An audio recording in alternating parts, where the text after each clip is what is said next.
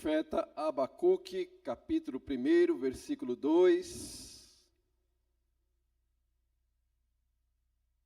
Diz assim a palavra do Senhor. Até quando, Senhor, clamarei por socorro sem que tu ouças? Até quando gritarei a ti, violência, sem que tragas a salvação? Capítulo 3, versículo 2.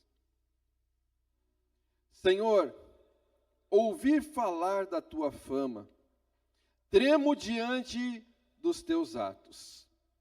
Senhor, realiza de novo, em nossa época, em nossa geração, as mesmas obras, faze-as conhecidas em nosso tempo, e em tua ira, lembra-te da misericórdia. Versículo 3. Deus veio. Deus veio. Deus veio de Temã, o santo veio do monte Parã. Sua glória cobriu os céus e o seu louvor encheu a terra. Senhor, nós te louvamos e te agradecemos nesta noite por estarmos aqui na tua casa. Obrigado, Senhor, pois não existe outro lugar melhor para estarmos a não ser estarmos na tua presença. Por isso, usa minha vida como um canal de bênção nesta noite, para trazer a tua palavra ao coração da tua igreja. Assim nós oramos, em nome de Jesus, amém. Graças a Deus. Pode se assentar, irmãos, dando glória a Deus e aleluia. O tema desta mensagem é: até quando, Senhor? Até quando, Senhor? Abacuque é o 8º profeta menor. Menor não pelo tamanho, menor pelas escritas do ministério. Por isso, profeta menor. E ele foi o 8º profeta menor. A Bíblia não fala nada sobre ele. Não sabemos quem era o pai. Não sabemos a sua genealogia. Não sabemos nada sobre a vida dele. Mas sabemos que o seu nome significa abraçar. Mas não um abraço de comunhão. Não um abraço de amor, mas um abraço de um guerreiro, um abraço de lutador, aquele quem agarra o seu adversário. E ele lutou com Deus através da sua oração. Ele foi um homem que intercedeu pelo povo de Judá. Diferente dos outros profetas, que Deus se dirigia a eles. Assim diz o Senhor, palavra que veio do Senhor. O profeta Abacuque, não foi Deus que veio até ele, mas ele se colocou como um intercessor, como um lutador, como um guerreiro de oração na presença de Deus em favor do povo. Deus usava os profetas traziam a palavra revelada para que o povo se consertasse, para que o povo se arrependesse. Mas o profeta Abacuque, ele foi um profeta que buscou a Deus para que Deus viesse de encontro com o povo. Por isso que ele foi um lutador, foi um guerreiro, porque ele buscou respostas para que Deus viesse falar com o povo de Judá. O contexto de Abacuque, Judá estava afastado. Judá tinha se distanciado de Deus. E ele se coloca como esse intercessor, pedindo a Deus em favor da nação de Judá. Pedindo a Deus que viesse falar com ele, para que ele pudesse então entregar uma palavra para o povo de Judá. Deus não lhe respondia palavras às suas orações. Deus não estava respondendo, mas ele perseverava em oração. Não tem vezes que parece que é assim com a gente, irmãos? A gente está orando, e estamos orando, e estamos orando, e Deus está no silêncio. Não estamos vendo Deus agir, não estamos vendo Deus operar. Ele vai falar com Deus. Até quando, Senhor, clamarei por socorro sem que tu ouças? Até quando, Senhor, gritarei violência sem que traga salvação?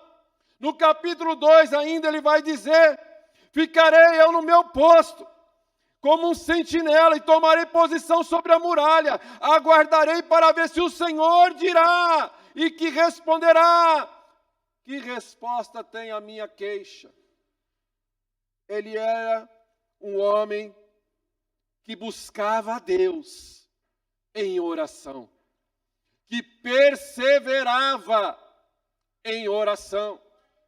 Porque, irmãos, Deus não vai falar conosco na hora que nós queremos. Ele quer Deus. Ele fala a hora que Ele quer falar. Nossa parte é continuar orando. A nossa parte é continuar crendo. A nossa parte é continuar buscando. A nossa parte é continuar perseverando. Que na hora certa, Ele vai trazer respostas. Ele vai falar ao nosso coração. Quando eu comecei a ler esse capítulo 1, que essa semana foi a minha leitura, só Abacuque, fiquei lendo esse profeta essa semana, e cada vez que eu li, alguma coisa saltava aos meus olhos desse texto. E quando eu comecei a ler o capítulo 1, aqui, que nesse texto que nós lemos, a impressão que dá é que ele estava sentado no sofá da sua sala, assistindo o Datena. Tamanha violência, tamanha injustiça que ele estava vendo o povo de Judá. E não é diferente nos nossos dias, aonde nós vemos na televisão. Eu vi esse final de semana falando que 26 mil assaltos de celulares este ano, aonde a corrupção até dos aposentados do INSS, aonde o abuso de taxas e impostos. Não parece que Abacuque estava assistindo um programa de televisão dos nossos dias, porque ele está olhando para a situação de Judá e ele está vendo a corrupção, a violência, as facções. Ele está vendo o povo indo de mal a pior, a ponto de ele gritar: Senhor, até quando eu vou clamar violência? E o Senhor não me responderá. Mas em vez de ele fazer protesto, em vez de ele falar mal, em vez de ele ficar falando mal para outras pessoas, como intercessor, ele vai falar com Deus. Ele vai buscar a presença de Deus. E ele vai querer uma resposta da parte de Deus. Ele não se conforma com a situação, mas ele vai orar. Até quando, Senhor, clamarei por socorro sem que tu ouças? Até quando gritarei a ti violência sem que tu tragas a salvação? Você já fez essa oração, irmãos? Até quando, Senhor? Até quando, Senhor, eu vou passar por isso?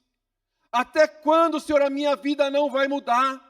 Até quando essa situação não vai mudar? Mas quando nós fazemos esta oração, nós estamos olhando para nós. Mas o profeta não estava olhando para ele, mas estava olhando para a nação de Judá, que estava indo de mal a pior. Mas ele não tinha respostas de Deus. O silêncio de Deus, irmãos, é terapêutico. O silêncio de Deus não significa que Deus não está trabalhando. não significa que Deus não está agindo. Não significa que Deus não está te vendo. O silêncio de Deus é um tratamento de Deus para conosco. Porque quando nós vemos Marta e Maria enviando mensageiros para chamar Jesus, dizendo que Lázaro, seu amigo, estava enfermo, e Jesus fica em silêncio, Jesus não vai responder a oração de Marta e Maria. Quando olhamos para o texto, para a palavra de Deus, uma mulher cananeia vem gritando atrás de Jesus: Jesus, filho de Davi, tenha misericórdia de mim. A minha filha está endemoniada. E Jesus não lhe responde palavras. No primeiro texto de Marta e Maria, Jesus não veio na hora que eles queriam, porque o milagre era maior do que eles esperavam. Jesus não veio para realizar uma cura, mas Jesus veio para ressuscitar Lázaro, depois de 3 dias morto. No caso da mulher cananeia, o que espanta Jesus, o que chama a atenção de Jesus, é a perseverança daquela mulher. Porque ela vem gritando: Jesus, filho de Davi! Jesus, filho de Davi! Jesus, filho de Davi! E Jesus em silêncio. Mas ela não desiste da sua oração, ela não desiste do seu clamor, ela não desiste de buscar a presença do Senhor, porque ela sabia que ali estava aquele que podia resolver o seu problema. E muitas vezes nós oramos um dia, fazemos uma campanha de 21 dias, e o Senhor não responde favoravelmente, o Senhor não responde como nós queríamos, e aí nós fazemos biquinho, e não vou orar mais, não vou jejuar mais, não vou mais para a igreja.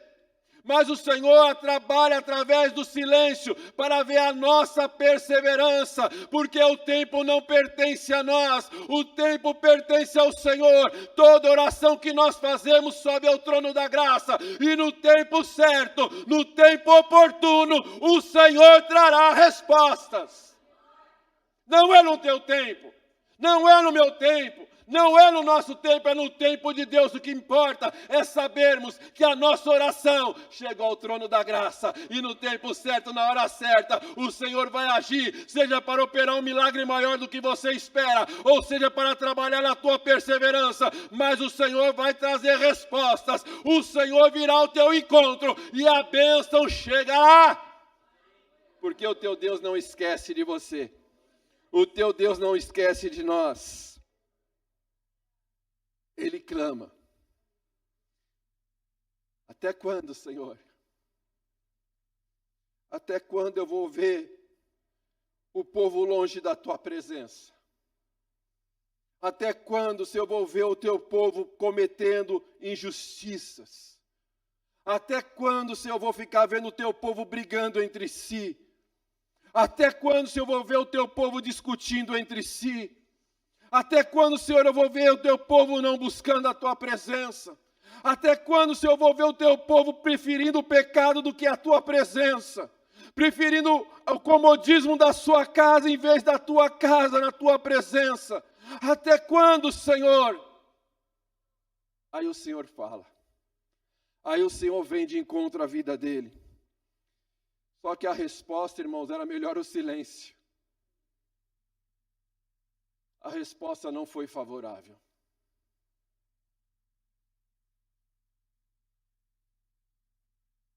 A resposta de Deus no versículo 5 vai dizer: olha as nações e contempla-nas. Fiquem atônitos e pasmem, pois nos dias de vocês farei algo em que não creriam se lhes fossem contado. Estou trazendo os babilônios, nação cruel e impetuosa, que marcha por toda a extensão da terra, para apoderar-se de moradias que não lhe pertencem. E aí o Senhor vai descrever aqui a violência, a crueldade da Babilônia, que Deus ia usar os babilônios para castigar o povo de Judá. Ele estava intercedendo em favor do povo, orando e clamando para que Deus ouvisse a sua oração e entrasse na situação. Mas Deus estava vendo tudo. Deus estava sabendo de tudo. E Deus responde: Abacuque, eu estou ouvindo. E eu vou agir. Mas o meu agir vai ser de correção, de disciplina contra o povo de Judá. Contra o povo de Judá. E ele vai falar para o Senhor: Senhor, versículo 13 do capítulo 1. Teus olhos são tão puros que não suportam ver o mal. Não podes tolerar a maldade. Então por que toleras os perversos? Por que ficas calado enquanto os ímpios devoram os que são mais justos do que eles? A intercessão de Abacuque está dizendo assim: Senhor, como pode o Senhor, que é um Deus tão amoroso, tão santo, usar uma nação mais ímpia do que a nossa para nos corrigir? Mais pecadora do que a nossa para nos corrigir. Ele estava aflito pelo silêncio de Deus, mas agora fica angustiado pela resposta de Deus. Ele estava aflito pelo silêncio de Deus, mas agora fica angustiado pela resposta de Deus. E ele vai orar ao Senhor. E ele vai continuar orando ao Senhor. Ele vai continuar buscando ao Senhor. E esse texto, ele está lembrando dos tempos que Deus agia no meio de Israel. No tempo que Deus operava no meio de Israel. Aonde Deus fez aliança com o povo. O Senhor, se você pegar Êxodo 24, Êxodo 34, Deus faz uma aliança com o seu povo. Se o povo for fiel, Moisés, se o meu povo andar na minha presença fielmente, Moisés, eu vou ser com esse povo. Eu vou dar livramento para esse povo. Por onde esse povo passar, eu serei com esse povo, e todas as nações saberão que há Deus em Israel, Moisés. Mas se esse povo se rebelar, se esse povo se distanciar, se esse povo se afastar da minha presença, eu vou corrigir, Moisés. E o povo, ouvindo isso, diz: eita, Deus é fiel, e nós também seremos fiéis a esse Deus. Só que o tempo passou, irmãos. O tempo passou e eles não foram fiéis ao Senhor. Estamos ouvindo muitas pregações nos dias de hoje, aonde estamos pregando aquilo que nos favorece, aquilo que queremos ouvir. Pregamos só parte do Evangelho. Aonde Deus é amor, e porque Deus é amor, eu posso fazer o que eu quero. Aonde Deus é amor, mas porque eu estou desempregado. Se Deus é amor, porque eu estou enfermo. Se Deus é amor, porque eu passo luta financeira. Se Deus é amor, porque eu estou passando por isso. Porque Provérbios 3:12 diz assim: quantos filhos de Deus temos aqui nessa noite? Deus é o nosso Pai. Somos filhos de Deus. Provérbios 3:12. Pois o Senhor disciplina a quem ama, assim como o pai faz o filho de quem deseja bem. O pai disciplina o filho, porque o pai quer que o seu filho seja gente, que ele melhore. Ah, pastor, mas aí é Antigo Testamento. Então tá bom, aí vai um Novo Testamento para você. Hebreus 12:6. Hebreus 12:6. Novo Testamento.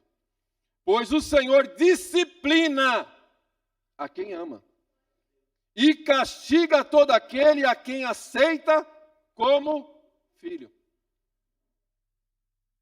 Deus é amor, irmãos. Aliás, a melhor definição da Bíblia é: Deus é amor. É a melhor definição de Deus na Bíblia. Só que porque Ele nos ama, Ele nos corrige. Só que porque Ele nos ama tanto, Ele nos disciplina. Isso serve para os dias de hoje. Não foi só para o Antigo Testamento. Nós temos a opção: arrepender e viver, ou não se arrepender e sofrer. Porque todo pecado tem a sua consequência. Todo pecado tem os seus desdobramentos. E o povo, irmãos, tinham passado recentemente por um despertamento, por uma reforma. Josias se levanta como rei. Josias começa a restaurar novamente o culto ao Senhor. Tira a idolatria do meio de Judá. E começa a voltar, buscar a presença do Senhor, mas foi só ele morrer. O povo se afastou de Deus de novo. O povo se distanciou da presença de Deus novamente. E Abacuque rompeu o silêncio de Deus. Deus trouxe uma palavra dura para Abacuque. E Abacuque falou: não, eu vou subir agora a um nível. Eu vou elevar o meu nível de oração. Eu não vou parar de orar. Eu vou subir. Eu vou subir e ficarei no meu posto de sentinela. E tomarei posição sobre a muralha. Aguardarei para ver o que o Senhor me dirá. E que resposta terei à minha queixa. Estava bom? Estava em oração. Está ruim? Continue em oração. Eu vou subir o lugar mais alto. Não. Orar só meia hora não está dando, não. Vou aumentar para 1 hora. Não, eu vou buscar mais agora a presença de Deus, porque eu estou precisando ouvir a palavra de Deus. Eu estou precisando ouvir a direção de Deus. Está subindo o nível, irmãos. A gente veio aqui numa medidinha, mas a gente tem que subir o nível.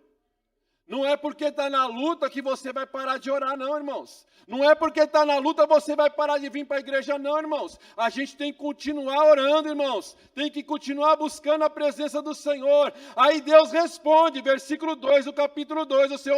Quem ora, irmão, tem resposta. Clama a mim e responder-te-ei. Deus vai responder quem clama, quem ora, quem busca. Deus não fala comigo. Ele é misericordioso, às vezes pela misericórdia ele acaba falando, irmão. Mas geralmente não é coisa muito boa, não.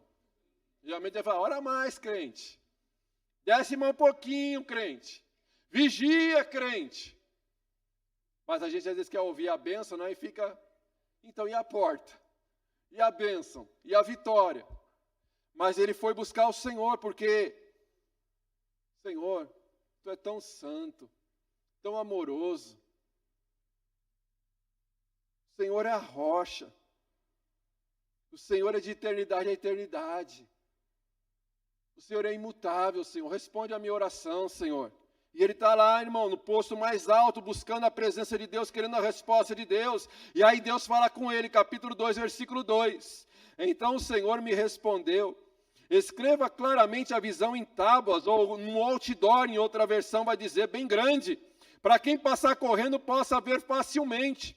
Pois a visão aguarda um tempo designado. Ela fala do fim e não falhará. Ainda que pareça que vai demorar para alguns, porque está ansioso, está com pressa da resposta. Espere-a, porque ela certamente virá e não vai se atrasar. Escreva aí, Abacuque, bem grande, para toda a nação ver. O ímpio está envaidecido. Seus desejos não são bons, mas o justo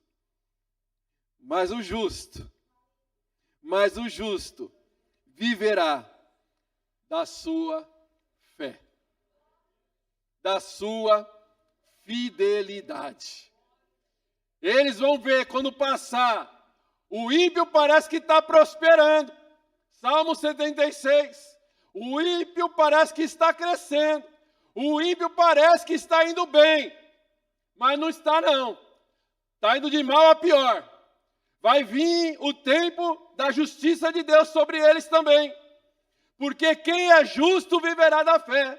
Ainda que está ruim lá fora, ainda que estão pregando crise, ainda que está pregando taxa, ainda que está pregando impostos altos, ainda que está pregando violência, o justo viverá da fé. O justo viverá da fé. Irmãos, Deus vai, se você continuar lendo o texto, Deus vai dizer, eu vou usar o meu servo Ciro,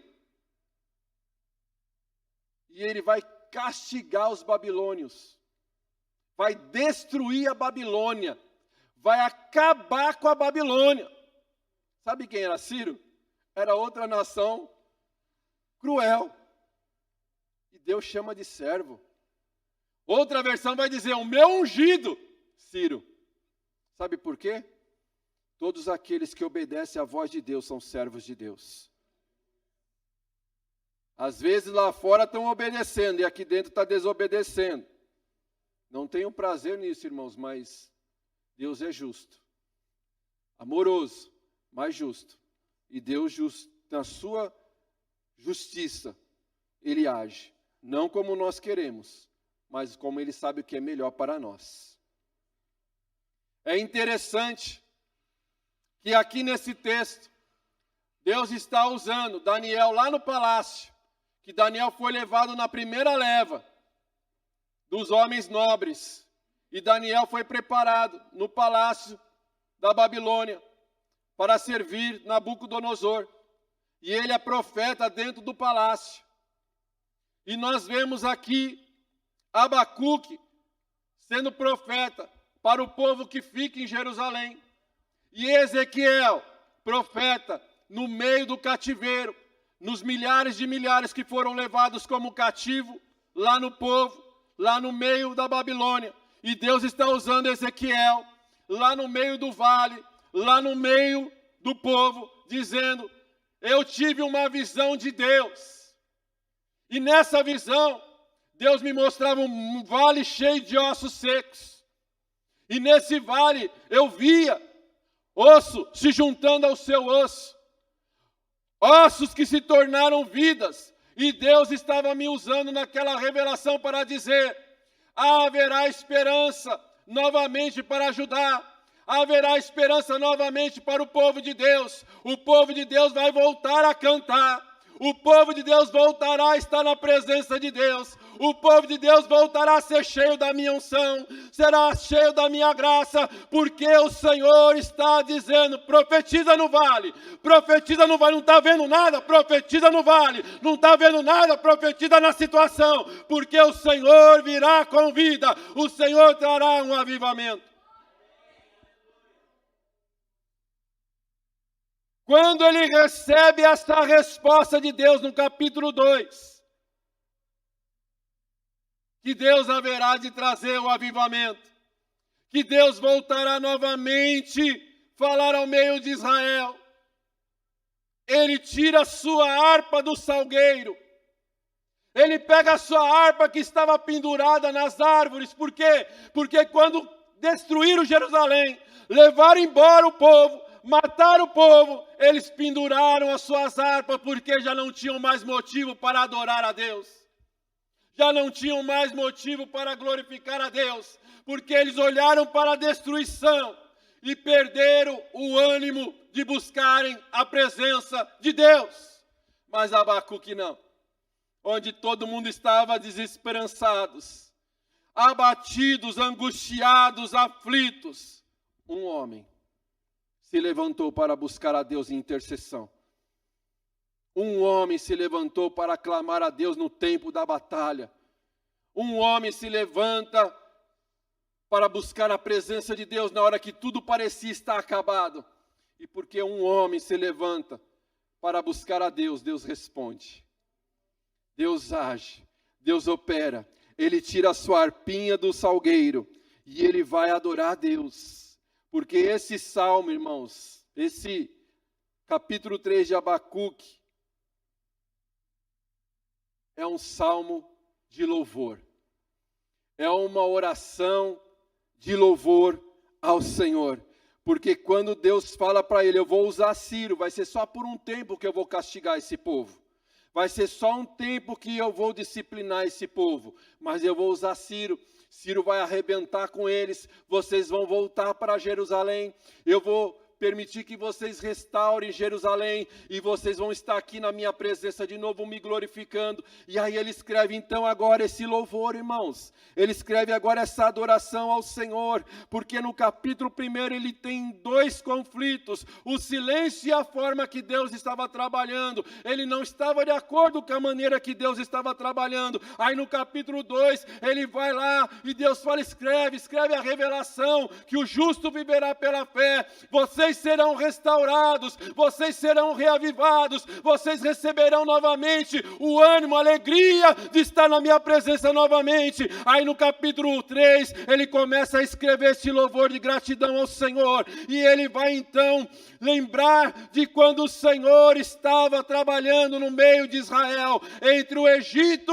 até Canaã, e ele começa a lembrar: o Senhor trouxe as pragas do Egito, o Senhor trouxe o maná, o Senhor trouxe a nuvem, o Senhor trouxe a coluna de fogo, o Senhor cuidava, porque as sandálias cresciam conforme os pés iam crescendo, as roupas cresciam conforme iam crescendo. Meu Deus, que coisa maravilhosa, é tremendo demais, é coisa grandiosa demais. Senhor, eu tremi na tua presença. E aí nós olhamos para Daniel. Quando Deus fala com Daniel, ele cai prostrado, tem medo de olhar para aquele que falava com ele, tamanha revelação. Aí, irmãos, ele treme diante do Senhor. Porque quando Deus fala com a gente, irmãos, é para nos desestabilizar. Porque Deus fala com a gente. Irmãos, hoje a gente tem tanta informação, tanta pregação. Quarta-feira, pregação. Sexta-feira, pregação. Domingo, pregação. Mas nós precisamos ouvir e praticar. Não adianta sermos apenas ouvintes e não praticarmos o que nós ouvimos. Precisamos colocar em prática. Porque ele começa, irmãos, fazendo perguntas a Deus, mas ele termina tendo certeza que Deus estava com ele. Ele começa triste, mas acaba com alegria. Ele estava em silêncio, mas termina aguardando o avivamento. Porque aquele que ora se anima na presença do Senhor. O avivamento, irmãos, nós não agendamos. Dia 10 de maio, vai ter um avivamento aqui na igreja, irmãos. Você não pode perder, você não pode faltar. Não, eu determino, irmãos. Dia 10 de maio, vai ter um avivamento aqui. Porque o avivamento de Deus não vem da terra. O avivamento de Deus não vem através de um louvor. O avivamento de Deus vem através da palavra. Todo o avivamento bíblico que a gente vê na Bíblia começou com a palavra. Quando nós lemos os livros de Neemias e de Esdras, que foi bem aqui, quando Deus fala que haveria esse avivamento. Eles estão voltando agora do cativeiro. E aí Esdras começa a ler a Bíblia. E eles caem prostrados, chorando na presença de Deus. Eles ficam horas e horas em pé, ouvindo a palavra de Deus. E eles começam a ver o quão longe eles estavam da presença de Deus. Todo avivamento começa com a palavra de Deus, e ela vai gerar em nós o arrependimento pelos nossos pecados, pelas nossas falhas, da maneira que nós estávamos tratando Deus, da maneira que nós estávamos agindo. Ouvi, Senhor. ouvi a tua fama e tremi diante dos teus atos. Ouvi, Senhor, aviva, realiza de novo em nossos tempos, em nossa geração, as mesmas obras que nos tempos de Moisés o Senhor estava realizando. Eu ouvi, Senhor, eu li, Senhor, sobre as obras que o Senhor fazia. Ó Senhor, eu tremi, Senhor. Então, se o Senhor fez naquela época, faz os nossos dias de novo. Aviva a tua igreja na nossa geração.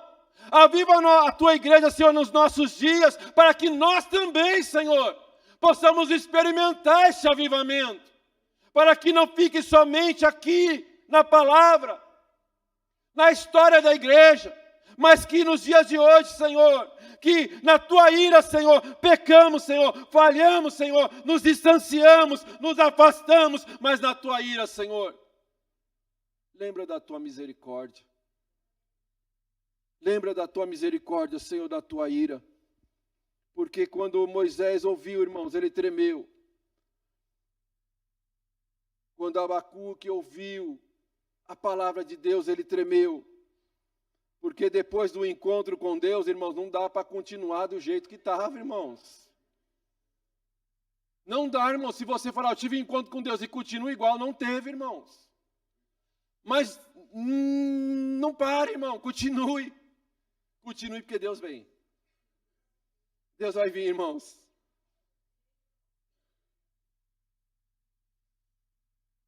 Deus veio, irmãos.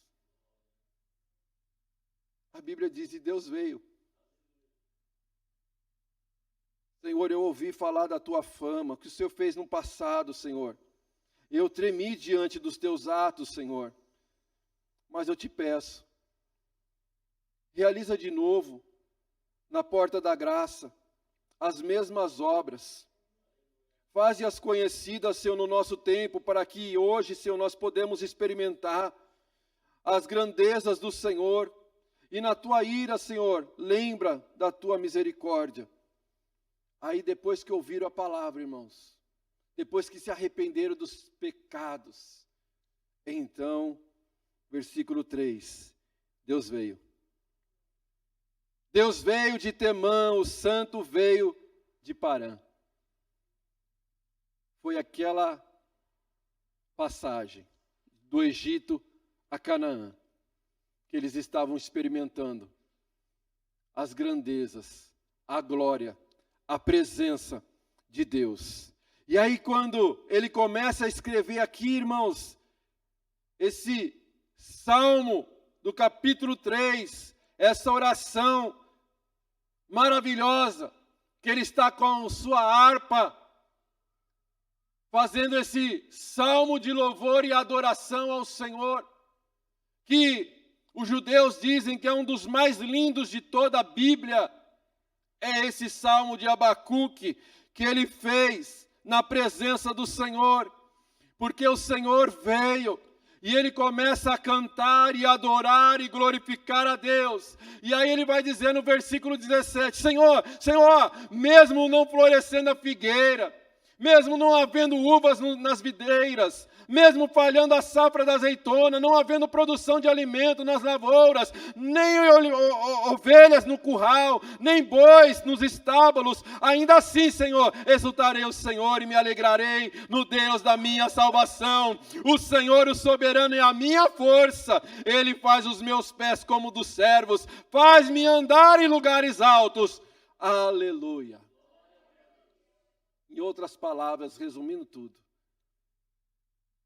eu entendi, Senhor. Eu entendi que o Senhor está trabalhando através dessa situação para mexer no meu caráter. Através desse silêncio, o Senhor está trabalhando na minha vida. Eu entendi, Senhor. Eu entendi. Então, eu vou buscar a Tua palavra. Eu vou me arrepender dos meus pecados. Eu vou me voltar para Ti, Senhor. Porque agora que eu estou me voltando para Ti, o Senhor virá ao meu encontro. O Senhor voltará à minha vida. O Senhor vai me acender de novo. O Senhor vai me avivar de novo. O Senhor vai me renovar de novo. O Senhor vai me fortalecer de novo. E agora, Senhor, que o Senhor está me renovando, que o Senhor está me fortalecendo, Senhor, não me importa mais nada. Pode aumentar o preço do azeite galo. pode taxar mais, pode continuar roubando, não me importa, Senhor, o que está faltando, o que me importa, Senhor, é a tua presença. O que importa, Senhor, é que o Senhor me avivou e agora eu estou alegre de novo porque a tua presença voltou na minha vida. Agora o Senhor me acende de novo, Senhor, a tua presença é real na minha vida, Senhor. Porque, irmãos, quando a presença de Deus vem, nada mais importa. Não importa o que está faltando, irmãos, porque o que importa é que Deus nos preenche, que Deus nos renova, que Deus nos fortalece.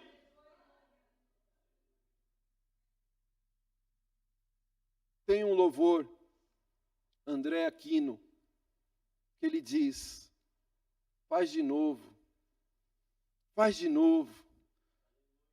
O seu povo clama a ti mais uma vez, faz de novo, faz de novo.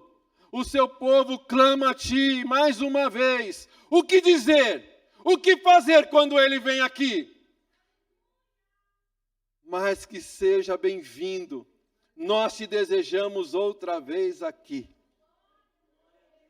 Que o Senhor possa restaurar novamente a Igreja Cristã Porta da Graça.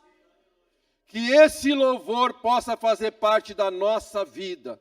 Mais uma vez, Senhor, nós te pedimos. Mais uma vez, Senhor, seja bem-vindo aqui. Nós te desejamos outra vez aqui. Babilônia caiu. Tudo que Deus falou para Abacuque, Deus cumpriu. Babilônia foi destruída. Deus usou o perverso para tratar com um povo perverso. Para corrigir um povo ímpio, o mais ímpio. Mas a misericórdia de Deus, ela dura só um pouquinho. Aliás, a ira dura só um pouquinho, porque a misericórdia de Deus, ela é maior.